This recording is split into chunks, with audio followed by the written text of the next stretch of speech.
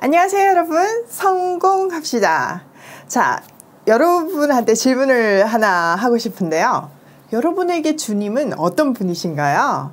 놀랍게도 그리스도인들 사이에서도요, 주님에 대한 오해가 되게 많아요. 이 질문에 대한 답이 분명해질 때 우리 앞날에도 안개가 걷히고 앞으로 나아가야 할 길이 선명하게 보여요.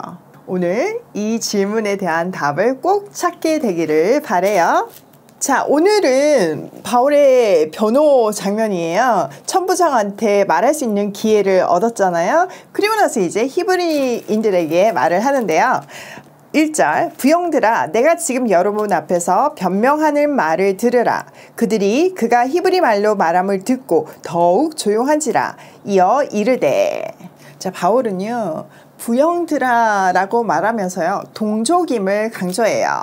또 이 호칭에는요, 청중에 대한 존경의 의미가 담겨져 있거든요. 스데반도 이 호칭으로 자기의 마지막 변론을 했잖아요. 바울은 히브리 말로 이 변호를 시작하면서 자기 말을 잘 들어달라고 부탁해요. 청중들은요, 바울이 히브리 말로 연설을 하는 것을 듣고 더욱더 조용해졌어요. 히브리 말을 함으로써 동족이라는 유대감을 끌어내고 싶었는데 작전 성공한 거죠. 자, 3절. 나는 유대인으로 길리기아 다소에서 태어났고 이성에서 자라 가말리엘의 문화에서 우리 조상의 율법과 엄한 교훈을 받았고 오늘 너희 모든 사람처럼 하나님에 대하여 열심히 있는 자라. 바울은요, 그 유명한 개인 구원 간증을 시작해요. 우선 자기 소개부터 시작을 하는데요. 바울의 간증 한번 들어볼까요? 자, 그는 길리기아 다소에서 태어난 유대 사람이었어요. 또 예루살렘에서 자랐어요. 그뿐 아니라 당대 최고의 석학이었던 가말리엘의 문화에서 유대 율법의 엄격한 방식을 따라서 교육을 받았어요. 지금 이 말을 듣고 있는 유대인들처럼 하나님께 열성적인 사람이었어요. 그러니까 바울은요, 당대 모든 사람들이 알고 있었던 가말리엘이라는 석학을 통해서 자기의 신분, 자기는 정통 유대인 교육을 받았다는 것을 강조하고 있는 거죠. 자, 4절. 내가 이 돌을 박해하여 사람을 죽이기까지 하고 남녀를 결박하여 옥에 넘겼노니 이에 대제사장들과 모든 장로들이 내 증인이라. 또 내가 그들에게 다메섹 형제들에게 가는 공문을 받아가지고 거기 있는 자들도 결박하여 예루살렘으로 끌어다가 형벌받게 하려고 가더니. 자기가 이렇게 전통 율법 교육을 받았고 그 율법을 지키는데 목숨을 걸었기 때문에 기독교를 박해해서 사람들을 죽이는 거는 너무나 당연하다고 생각을 했대요.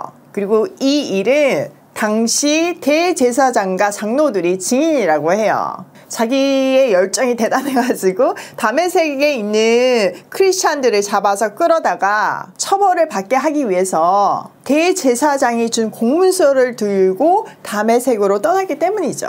바울이 지금 이 이야기를 하고 있는 이유는요, 율법을 폐하려 한다는 오해를 벗어나기 위함이었어요. 그러기 위해서 자기가 어릴 적부터 전통 유대 교육을 받고 율법에 열심이었다는 것을 말하는 거죠. 또 이 말에는요, 당신들처럼 나도 크리스찬들을 박해해봤기 때문에 여러분의 심정을 너무나 잘 압니다, 이 얘기를 하고 싶었던 거예요.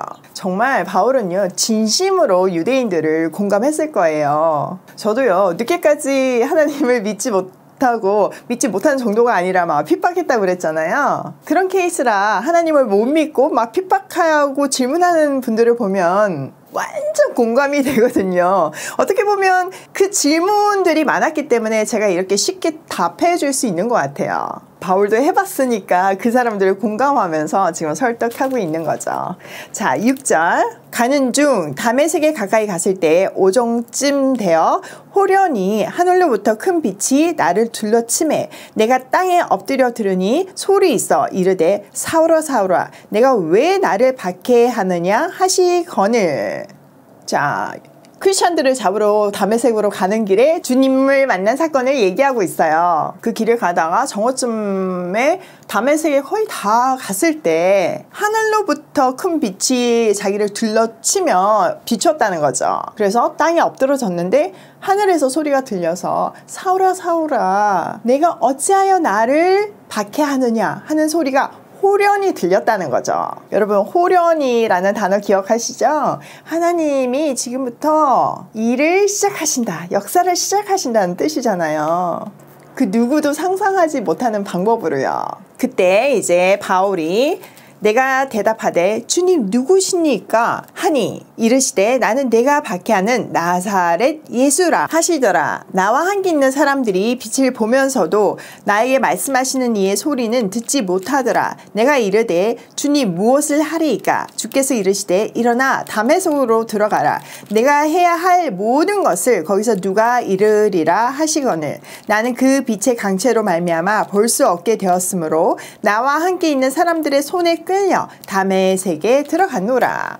그 소리에 자기는 주님 누구십니까? 하고 물었고 주님은 나는 네가 지금 핍박하고 있는 나사렛 예수다 라고 답을 해주셨어요.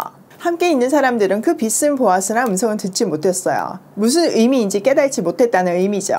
사실 바울도 굉장히 혼란스러웠어요. 그래서 질문하잖아요. 주님, 제가 어떻게 했으면 좋겠습니까? 무엇을 하리이까? 그때 주님이 대답하시죠. 아주 가까운 곳부터 하라고 시키시죠. 일어나서 일단 다메섹으로 가라. 거기에서 누군가가 너에게 뭐를 해야 할지를 알려줄 것이다. 이렇게 말씀하세요.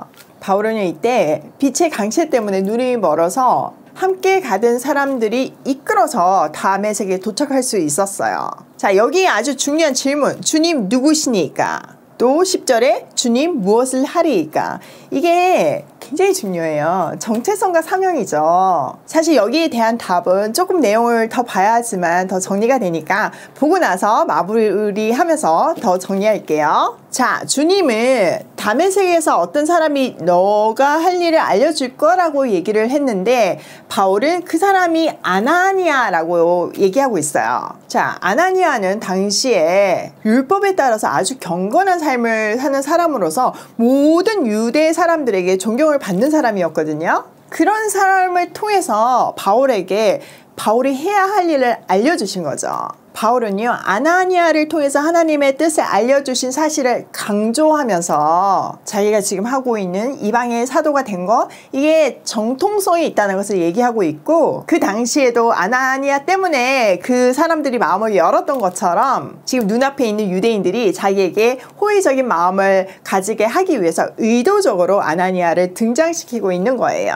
자, 그 내용 한번 볼게요. 12절. 율법에 따라 경건한 사람으로 거기 사는 모든 유대인들에게 칭찬을 듣는 아나니아라 하는 이가 내게 와 곁에 서서 말하되 형제 사울아 다시 보라 하거늘 즉시 그를 쳐다보았노라. 그가 또 이르되 우리 조상의 하나님이 너를 택하여 너로 하여금 자기 뜻을 알게 하시며 그 의인을 보게 하시고 그 입으로 나오는 음성을 듣게 하셨으니 내가 그를 위하여 모든 사람 앞에서 내가 보고 들은 것에 증인이 되리라. 이제는 왜 주저하느냐? 일어나 주의 이름을 불러 세례를 받고 너의 죄를 씻으라 하더라. 자, 14절 15절이 바울의 사명이죠. 모두가 존경하는 아나니아의 입으로 이 말이 선포되었기 때문에 이 말이 하나님으로부터 온 바울의 사명인 것을 공증해주고 있는 거예요.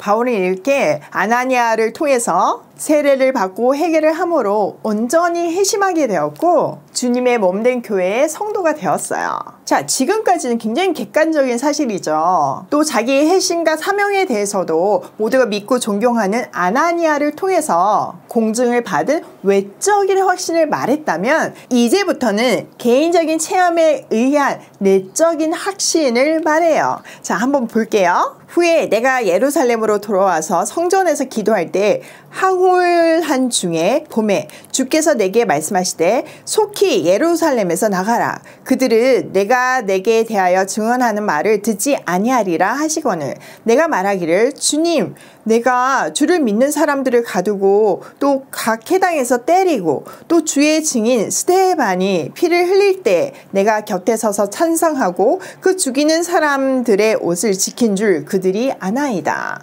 주님께서 이제 예루살렘을 떠나서 복음을 전해라 이렇게 얘기를 했더니 주님 제가 주님을 핍박해가지고 사람들을 죽이고 심지어 스데반까지 죽인 걸 다 알고 있습니다 이렇게 얘기하는 거예요. 그 일을 하기에는 적합하지 않다는 얘기죠.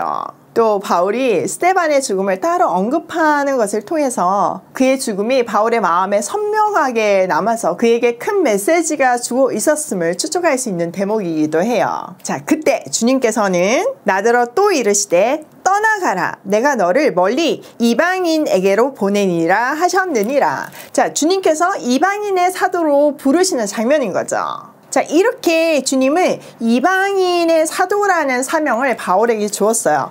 이 환상을 통해서 그는 다메섹에서의 체험을 확증할 수 있었고 이방인의 사도로 부르셨다는 것도 확인할 수 있었어요. 자, 지금 사람들은 그에게 율법을 거슬림으로 하나님을 반대하고 있다고 얘기하지만 바울은 자기 개인 구원 간증을 통해서 그렇지 않다는 것을 얘기하고 있는 거죠. 우선 그는 구약에 능통한 학자였어요. 최고 엘리트 교육을 예루살렘에서 최고의 선생님한테서부터 받았어요. 그렇기 때문에 그는 그 누구보다도 구약에서 말하고 있는 오실 메시아에 대해서 알고 있었고 그분이 오실 것을 대망하고 있었어요. 그는 메시아가 오셔서 로마로부터 이스라엘을 구원해 주시고 이스라엘이 예전의 영광을 되찾게 해주실 거라고 굳게 믿고 있었거든요. 다른 유대인들처럼요. 그러던 중에 자기가 메시아라는 사람이 나타난 거죠. 놀라운 기적을 행하기도 하고 많은 사람들이 따르기도 했어요. 그런데 결론은 힘없이 십자가에서 죽었잖아요. 그냥 그렇게 끝나는 줄 알았더니 부활했다고 하지를 않나 더 많은 사람들이 그의 제자들을 쫓는 것을 본 거죠. 주님을 인격적으로 만나기 전에 바울 입장에서는 그런 일은 있을 수 없다고 생각을 했어요. 그 첫 번째 근거가 십자가의 죽음이에요. 신명기 21장에 보면요. 나무에 달린 자마다 하나님께 저주를 받은 자라고 했거든요. 그런데 어떻게 하나님의 저주를 받아서 나무, 십자가에 달린 자가 메시아가 될 수 있냐는 거죠. 그래서 그 저주를 받은 자를 쫓는 모든 사람들을 신성 모독죄로 죽인 거예요. 그가 스데반 죽음의 주동자로서 옷을 들고 있다가 그가 죽는 것을 보고 그 죽음이 마땅하다고 생각을 했잖아요. 그런 그의 인생 속에 그의 깡막힌 시각 속에 주님이 직접 찾아오셨어요. 그리고 그 주님을 보고 바울은 주님 누구십니까? 라고 질문을 했고 나는 내가 핍박하는 나사렛 예수다 라고 계시해 주셨어요. 이것은 이론적으로 깨닫고 설득받은 것이 아니라 철저히 계시에 의해서 위로부터 임한 진리였어요. 그 순간 자기가 그토록 기다려온 메시아가 그 십자가에서 죽은 예수임이 통합이 된 거죠. 그가 그 힘이 깨달아지는 위대한 순간이에요. 그분에게는 자기가 생각했던 능력과는 다른 능력이 있고 천대받고 멸시받는 나사렛 출신으로 오신 그분의 참 의미를 깨달을 수 있었어요. 당시 나사렛은 낮고 천하고 멸시받는 동네의 표상이었거든요. 그런데 이사야 선지자를 비롯해서 수많은 선지자들이 예언한 것이 주님은 그 낮은 모습으로 오신다고 얘기를 했잖아요. 그러니까 이 나사렛 출신이라는 이름은 그 낮은 곳에서부터 오신다는 예수님을 표상하고 있는 거예요. 구약과 신약이 깨뜨려지는 이 놀라운 순간에 바울은 엎드러진 거죠. 사실 바울은요 스스로 바리새인 중에 바리새인이라고 말할 정도로 구약 성경에 통달한 대학자였고요. 그 말씀대로 살려고 철저히 노력했던 사람이에요. 그 말씀을 그렇게 깊이 알고 노력했기 때문에 그 말씀의 의미를 제대로 딱 깨닫고 나니까 그리스도인들을 죽이려고 했던 그 열심이 복음을 위해서라면 목숨을 내놓을 수 있는 확신이 된 거죠. 그가 그토록 간절히 대망했던 이사야 60장 그날에 회복될 예루살렘의 영광이 이방의 사도로 부름받은 자기를 통해서 성취될 것을 바라보면서 그는 그 복음을 전하는 일에 자기의 생명을 조금 더 아까워하지 않았어요. 이사야 선지자 말씀대로 열방이 재물을 들고 지금 주께로 나오고 있잖아요. 여러분 이사야 60장 1절에서부터 3절 한번 볼게요. 일어나 빛을 발하라. 이는 내 빛이 이르렀고 여호와의 영광이 내 위에 임하였음이니라. 보라, 어둠이 땅을 덮을 것이며 캄캄함이 만민을 가리려니와 오직 여호와께서 내 위에 임하실 것이며 그의 영광이 내 위에서 나타나리니 그들은 내 빛으로 왕들을 비치는 내 강명으로 나아오리라. 세상이 아무리 깜깜해도 여호와의 영광이 그와 함께 하기 때문에 일어나 빛을 발하라고 말씀하시고 계세요. 그러면 그 비추이는 빛으로 어둠 속에 있던 사람들이 주께 나아올 것이라는 거죠. 이 말씀은 하나님을 제가 처음 만났을 때 제게 주셨던 말씀이에요. 전 참 감사하게도 하나님 만나자마자부터 새벽 기도를 지금까지 하고 있어요. 제가 처음 한국 왔을 때 이천동에 살았거든요. 근데 그 새벽에 강북 강변을 이렇게 따라서 가다 보면요, 한강 위로 해가 떠오르는 장면을 늘 봤어요. 그때마다 이 말씀을 컨펌해 주시는 것 같더라고요. 이 말씀이 너무 강렬해서 제가 다시 한국에서 비즈니스를 시작했을 때 첫 번째 브랜드 이름이 쿠미오리가 되었어요. 쿠미오리는 히브리 말로 일어나 빛을 발하라 라는 뜻이거든요. 그때는 그렇게밖에 적용하지 못했지만 시간이 지나면서 이 말씀은 제 삶 속에서 녹아났고 일어나 빛을 발하는 것이, 열방이 주께 돌아오게 하는 것이 제 마음에 늘 묵직한 메인 메시지가 되었어요.